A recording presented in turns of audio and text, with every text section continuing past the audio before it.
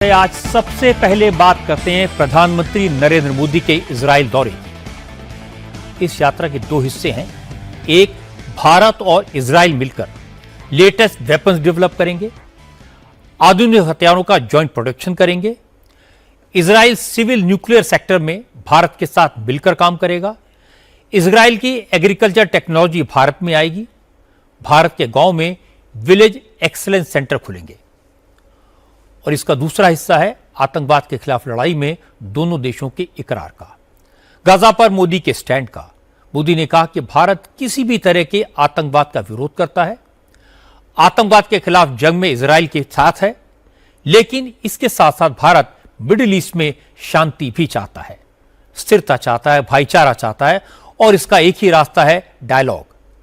इसलिए संघर्ष के बजाय बातचीत से समाधान निकालने की हर कोशिश को भारत सपोर्ट करेगा। इजराइल के प्रधानमंत्री बेंजामिन नेतन्याहू ने भी मोदी को अपना सच्चा दोस्त और इजराइल का हितैषी बताया। भारत के साथ मिलकर काम करने की इच्छा जताई। नेतन्याहू ने आज सबके सामने अपनी पर्सनल लाइफ का एक राज भी उजागर किया, जो मैं आपको बताऊंगा। लेकिन मोदी की सफल यात्रा से मिर्ची किसको लगी? मोदी के इजराइल यात्रा का विरोध किसने किया? इजराइल में मोदी के सम्मान पर किसने ऐतराज जताया? किसने मोदी को शैतान का दोस्त और मुसलमानों का दुश्मन बताया? ये सब भी आपको बताऊंगा आज की बात में। लेकिन पहले आपको यह बताता हूं कि आज भारत और इजराइल के बीच कौन कौन से समझौते हुए, जिससे आपको अंदाजा लगेगा कि मोदी का यह विजिट कितना इंपॉर्टेंट था। आज भारत और इजराइल ने अपनी साझेदारी को स्पेशल स्ट्रेटेजिक पार्टनरशिप बनाने का फैसला किया। दोनों देशों ने 27 समझौतों और मेमोरेंडम ऑफ अंडरस्टैंडिंग्स पर दस्तखत किए।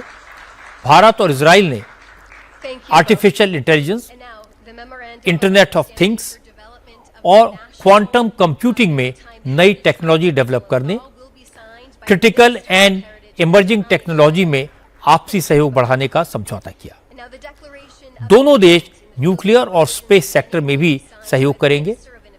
सिविल न्यूक्लियर कॉपरेशन बढ़ाने के लिए मोदी सरकार ने कुछ महीने पहले शांति एक्ट पारित किया था, जिसके बाद अब इजराइल भारत के सिविलियन न्यूक्लियर सेक्टर में एंट्री करेगा। मोदी ने कहा कि वो चाहते हैं कि भारत और इजराइल मिलकर नई टेक्नोलॉजी तो डेवलप करें, लेकिन इसके साथ साथ एक दूसरे को टेक्नोलॉजी ट्रांसफर भी करें। इसलिए यह तय हुआ कि दोनों देश नए नए हथियारों के जॉइंट डेवलपमेंट के साथ उनके को प्रोडक्शन पर जोर देंगे। इजराइल भारत में अपने सेंटर ऑफ एक्सीलेंस की संख्या बढ़ाकर 100 तक पहुंचाएगा। अब खेती की इजरायली तकनीक भी भारत में आएगी। भारत में किसानों को उन्नत खेती के नए नए तरीके सिखाने के लिए गांव-गांव में विलेज एक्सीलेंस सेंटर खोले जाएंगे। प्रधानमंत्री मोदी ने कहा कि भारत और इजराइल नेचुरल पार्टनर हैं। इजराइल एडवांस टेक्नोलॉजी में अव्वल है, तो भारत के पास टैलेंट का डिविडेंड है। इसलिए भारत और इजराइल का सहयोग दोनों देशों के लिए विन विन सिचुएशन है। आज प्रधानमंत्री मोदी ने एक बार फिर से गाजा में शांति बहाली और रिकंस्ट्रक्शन का मुद्दा भी उठाया। उन्होंने कहा कि भारत आतंकवाद के सख्त खिलाफ है।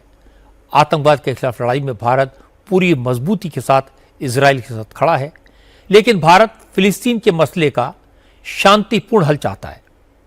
संवाद से रास्ते निकालने की हर कोशिश का समर्थन करता है। इजराइल के प्रधानमंत्री नेतन्याहू के सामने खड़े होकर मोदी ने कहा, हिंसा से कोई प्रॉब्लम सॉल्व नहीं होती, इसीलिए भारत गाजा पीस प्लान को फुल सपोर्ट दे रहा है।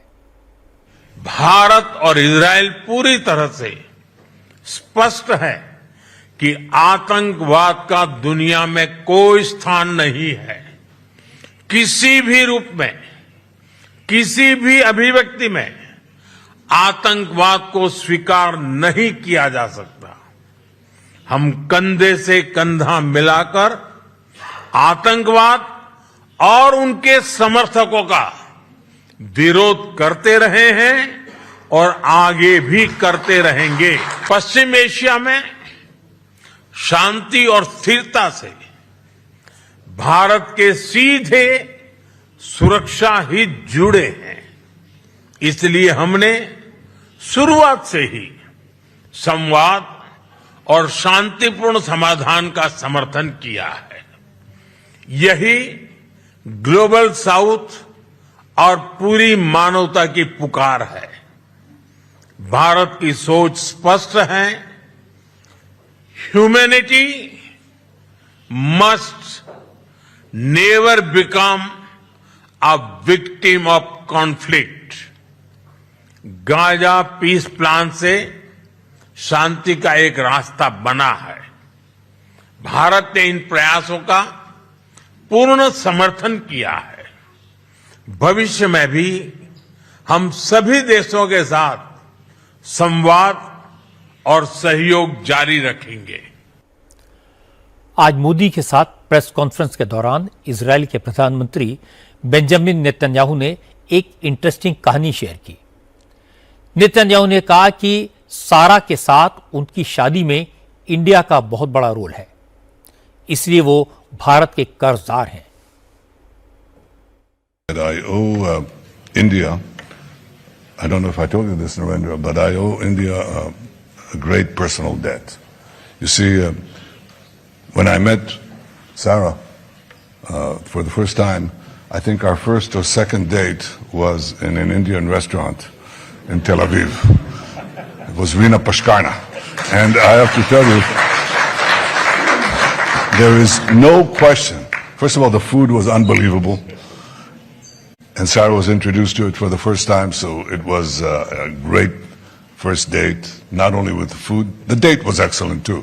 So obviously, I'm indebted to you, as are my children, and I want to tell you how deeply and from the heart we feel both our personal friendship and the friendship between our governments and our peoples, and may this continue and flourish and strengthen.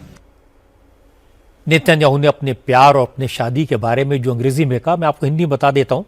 Netanyahu कह रहे थे कि वो अपनी wife सारा के साथ पहली डेट पर एक इंडियन रेस्टोरेंट में गए थे। उसका नाम रीना पुष्करना रेस्टोरेंट था।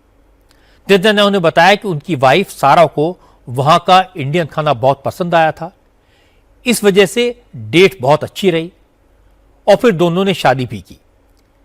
इसलिए मैं और मेरी वाइफ सारा और हमारे बच्चे इंडिया के कर्जदार हैं। ईश्वर करे ये दोस्ती इसी तरह चलती रहे।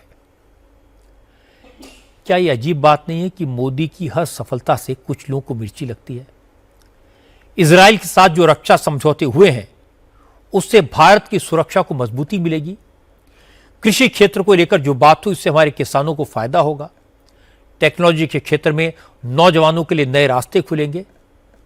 लेकिन अगर कोई सच देखने को तैयार ना हो, अगर कोई आंखों पर पट्टी बांध ले, तो क्या किया जा सकता है?